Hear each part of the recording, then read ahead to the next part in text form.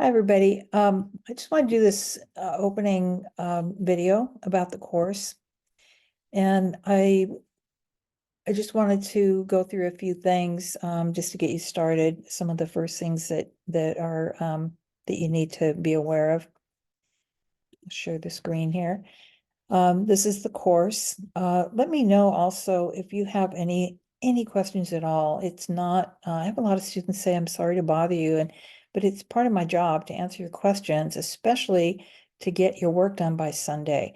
I'm really good at doing emails. I check them twice a day, sometimes only once, but normally twice, because I think it's really important that I mean, obviously that I answer your questions if you are confused about something, and then you really can't proceed if you don't understand the assignment. So, um, get those in early enough, like hopefully not Saturday when something's due on Sunday, so I can answer those for you. Now, I just wanted to be aware, and this course covers modern art only, so we're not going, the 100 class goes to the prehistoric and the entire course all the way up until our time. So, but this one, I really love modern art, and I wanted to offer this class, and we just go from the 1800s to today. The first thing you want to do, I want you to read this article on what is modern art. And see if we can bring this up here. This is an introduction to my master's thesis, but I did it, my question for writing a thesis was about what is modern art and when did it start, in my opinion. So, and I started a little bit earlier with Da Vinci for this, the point here. And because he was so innovative and he was a real modern man for his times, he started doing science, and some of you may know that, but I want you to read this. It's not very long. It's just the introduction. Okay, so I want you to know just to do the student introductions, and there's extra credit in this course too if you want to boost your grade if it's not what you want by the end of the course. This is the picture of the cover. When if you not have ordered your book yet, and I hope you have, this is the cover of it, so you get the right one. There's more information in the syllabus on that. So module 1, there's a PowerPoint lecture about what is art creativity, and I really love it because I get to go through I do older work too. It's kind of a scanning the whole history of art, but the concept of what is creativity, when we look at the Mona Lisa, what does that have to do with creativity? He did that by commission. In fact, most of his work, all of his work, was by commission. He didn't even do that many paintings, and 2 of them he didn't finish.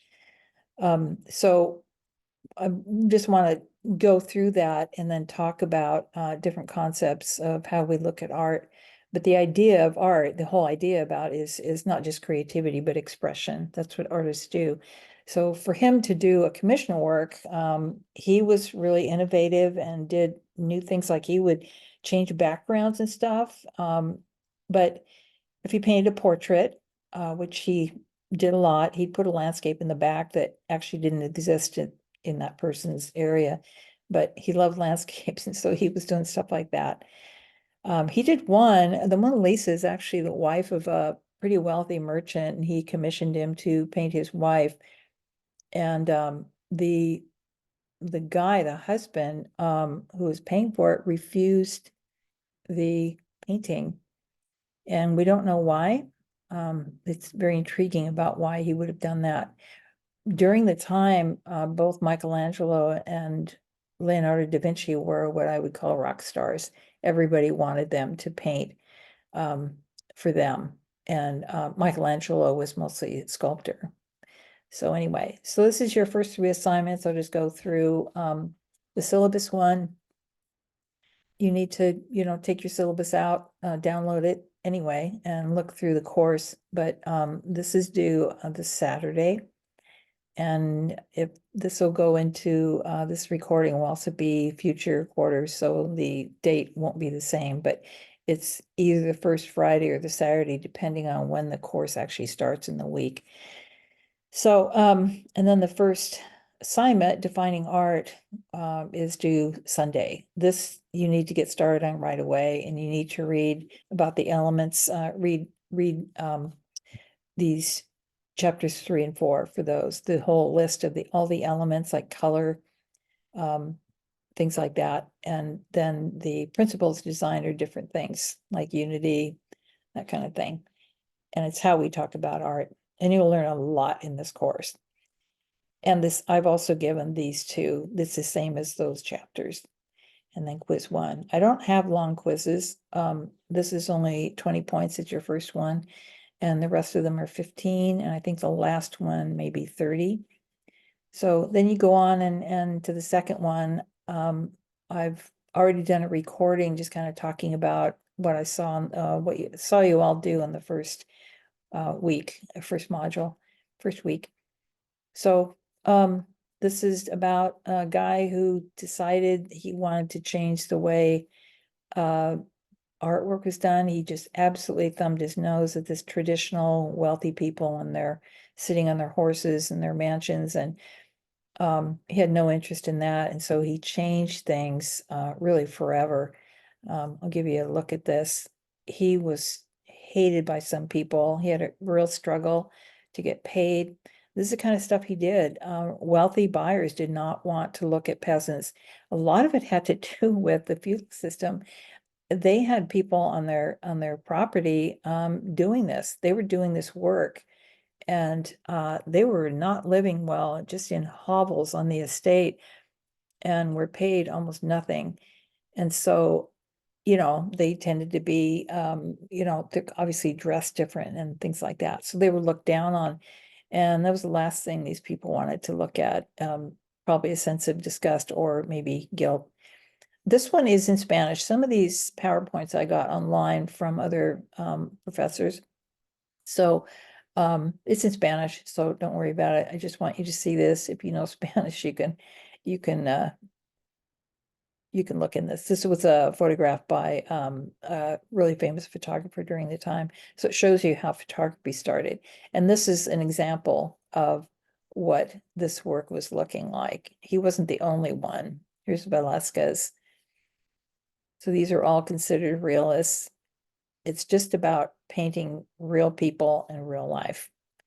Vermeer, Chardin. You're going to see a lot of French words, a lot of Spanish words, Italian words, and here's Courbet. This was truly shocking for the public. And I'm saying the buying public because nobody could afford to buy except for the church and wealthy people. So that was your possible clients. You can see there's a lot of religious tones to this. So he did do that. Because their religion was, especially the Catholic Church, was really, they really had opinions on what artwork was, and they bought a lot of artwork. This is the one that you'll be writing the essay on, and this is his famous one called The Stonebreakers, and this is very obviously showing very poverty and hardworking. I mean, cutting stones or breaking stones to make a living is, you can imagine what a horrible job that would be. And he's got his son there. It's really a beautiful painting. It doesn't actually exist anymore. It was destroyed in World War II. So anyway, back to this. So that's your first two assignments.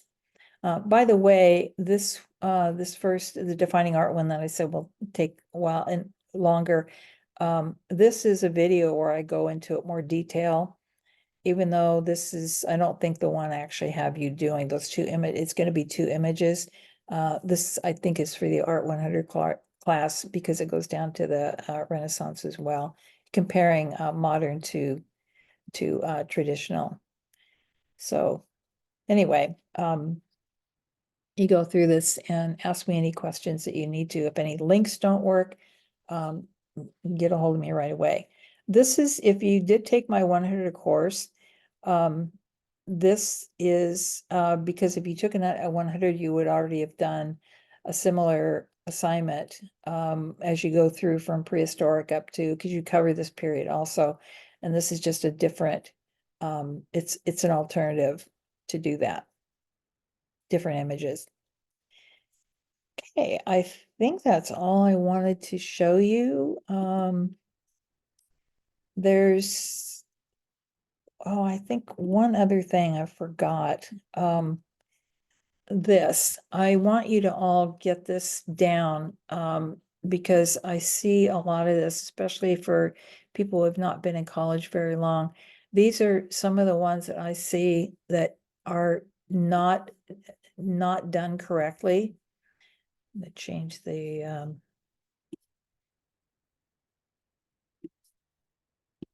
point size here. All of your work needs to be double spaced except the defining art one. You can, just to make your points there, you can just number or bullet point if you want. Otherwise, just do your paragraphs. After that, you need to, and even the defining art one needs to be double spaced, even if you're bullet pointing it.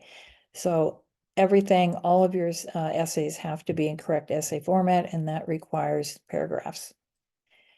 Now, don't include the questions that I have, that just takes up room. I want the word count to only apply to the content, the actual discussion.